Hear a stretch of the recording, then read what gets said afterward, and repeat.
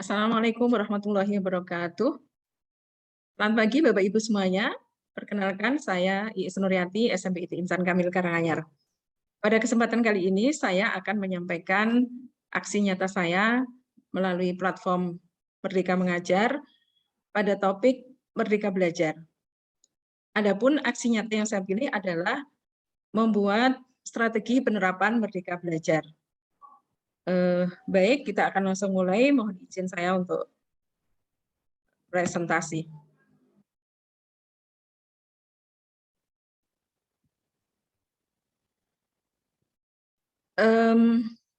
Strategi penerapan Merdeka Belajar yang saya angkat adalah dengan mengeksplorasi lingkungan sekitar dan mengimplementasikan pembelajaran kolaboratif.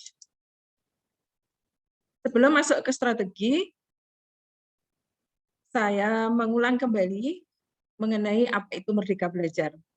Merdeka Belajar ini diambilkan dari prinsip-prinsip pembelajaran dari Ki Hajar Dewantoro, di mana yang dimaksud dengan Merdeka Belajar adalah sekolah, murid, dan guru memiliki kebebasan untuk berinovasi dan belajar dengan mandiri dan kreatif. Dengan ruang inovasi yang diberikan, diharapkan sekolah, murid, maupun guru bisa berkreasi seluas-luasnya untuk mencapai tujuan pembelajaran. Nah, untuk bisa menerapkan strategi pembelajaran Merdeka Belajar, yang kita lakukan pertama adalah bagi seorang guru ya, itu adalah mengubah ya. Selama ini sebagian besar guru ya sering melaksanakan model pembelajaran semacam ini, yaitu model pembelajaran yang berpusat kepada guru. Nah, dengan implementasi kurikulum Merdeka, saatnya diubah menjadi berpusat kepada siswa. Nah, strategi apa yang akan saya terapkan? Saya menggunakan ini, eksplorasi lingkungan sekitar. Mengapa? Karena lingkungan sekitar sekolah itu merupakan sumber belajar yang tidak terbatas ya. Di sekitar sekolah ini banyak sekali sumber belajar yang bisa dimanfaatkan untuk kepentingan pembelajaran. Kemudian juga mudah diakses ya, karena sifatnya berada di lingkungan sekitar sekolah sehingga guru maupun siswa itu mudah ya untuk mendatangi atau mengambil sumber belajar tersebut. Dan tentu saja bisa dieksplorasi sesuai dengan kebutuhan pembelajaran. Misalnya lapangan sekolah ya bisa digunakan untuk kepentingan pembelajaran matematika ya. Kemudian jalan raya bisa digunakan untuk kepentingan pembelajaran IPS misalnya. Kemudian ada sawah ya di belakang sekolah bisa digunakan untuk pembelajaran IPA dan seterusnya. Jadi sebenarnya lingkungan sekitar kita itu merupakan sumber belajar yang bisa dieksplorasi seluas-luasnya. Kemudian karena sekolah saya ini terletak di Kabupaten Karanganyar, maka sangat bermanfaat juga apabila kita mampu mengeksplorasi lingkungan Kabupaten Karanganyar yang merupakan daerah yang kaya akan potensi alam. Ya, di Kabupaten Karanganyar ini banyak sekali tempat wisata alam ya.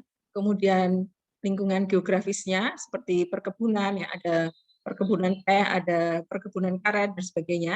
Pertanian juga banyak tersedia di Kabupaten Karanganyar, kemudian potensi budaya, potensi ekonomi, potensi sejarah ya, seperti situs Perjanjian Giyanti itu juga terletak di Kabupaten Karanganyar, maupun potensi lainnya. Dan Karanganyar ini tentu saja memiliki kekhasan yang tidak dimiliki oleh daerah lain. Secara khusus ya, SMP IT Insan Kamil ini terletak di pusat kota, di mana dengan letak yang strategis itu, baik guru maupun siswa itu bisa menjangkau sumber belajar tersebut dengan mudah.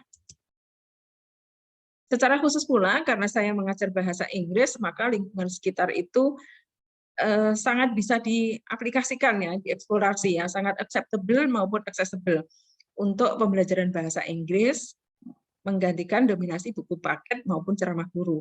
Seperti ini kebun stroberi di Tawangmangu, ini Grojogan Sewu di Tawangmangu, ini ada Grojogan air terjun Jumok ya di Ngargoyoso yang bisa ditempuh dari sekolah ini hanya sekitar 30-1 jam saja, dan ini bisa dieksplor untuk pembelajaran teks deskriptif misalnya. maupun untuk pembelajaran materi yang lainnya. Nah, kemudian model pembelajarannya adalah dengan pembelajaran kolaboratif. Pada era saat ini, kolaborasi itu merupakan suatu keniscayaan. Kita tidak bisa lagi mengandalkan diri kita sendiri untuk mencapai suatu tujuan. Nah, dengan pembelajaran kolaboratif ini, siswa itu bekerja sama dalam kelompok kecil untuk mencapai tujuan bersama. Manfaat dari kolaborasi adalah menumbuhkan sikap saling ketergantungan secara positif. Ya. Ketergantungan secara positif karena tidak ada satu orang dalam kelompok itu yang akan bisa mencapai tujuan kecuali dia harus bekerja sama dengan anggota yang lain.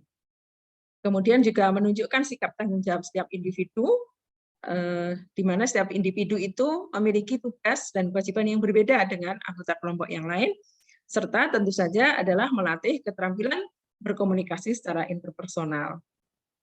Dengan berkolaborasi di dalam kelompok, siswa itu termotivasi begitu ya untuk bisa berkomunikasi dengan anggota kelompoknya maupun dengan kelompok yang lain.